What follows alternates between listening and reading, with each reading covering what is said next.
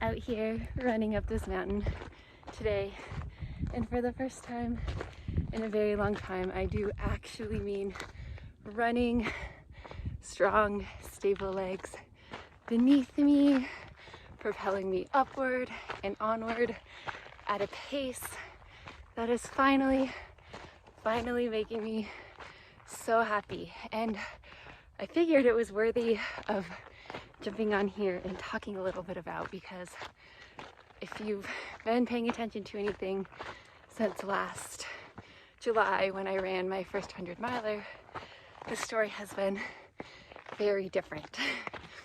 So this thing happened last year when I was training for the event, where things weren't going super well. The forest was on fire, trails were shut down, there was an enormous amount of stress. I just couldn't train the way I wanted to. And as the race got closer and closer, sort of in this continuous conversation with my legs, my whole body, really asking, like, can we do this? Can all of me be on board in a way where I can get across that finish line without doing any real damage? And the answer that I got was sort of this: okay, Katie, all parts of me is on board.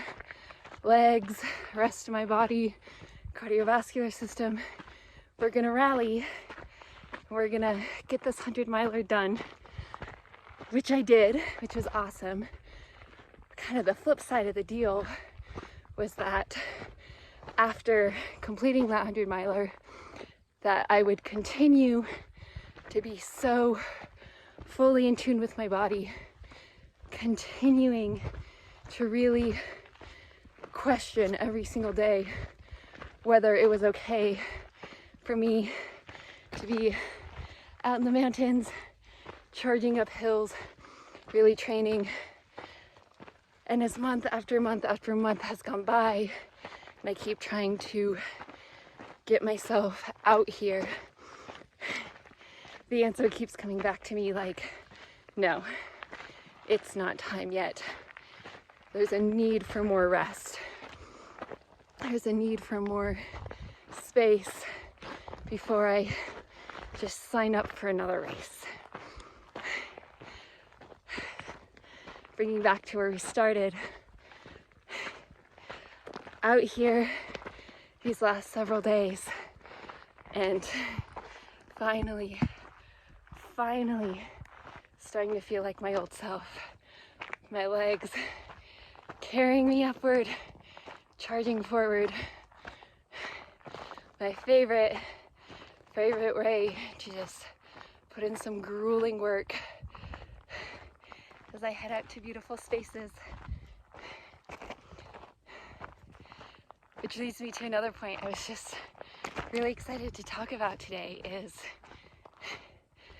what's out here today. I don't know if you can notice, but the rain has started to come down. You can see across the way the Sangre de Cristos over there have just been under blankets of clouds, which is incredible. Perhaps dare I say a miracle, because this time last year everything around here was shut down because it was as dry as could be. There was a fire burning over there. There was the most horrific fire, I would say one of the most horrific fires this planet has probably seen in a very long while. It was burning over there in the Sangre de Cristos. It's horrible. It's horrible, and it really, mixed with my own grief for the way things are in the world, and just really brought me to a dark place. a place where, you know, after putting ultra running out to the side for many, many months this past winter into this spring, the space where I really got to sit in darkness and in despair and just really questioning if there's any sort of future for ourselves, for this planet that I know we all love so much. And so this thing is happening this spring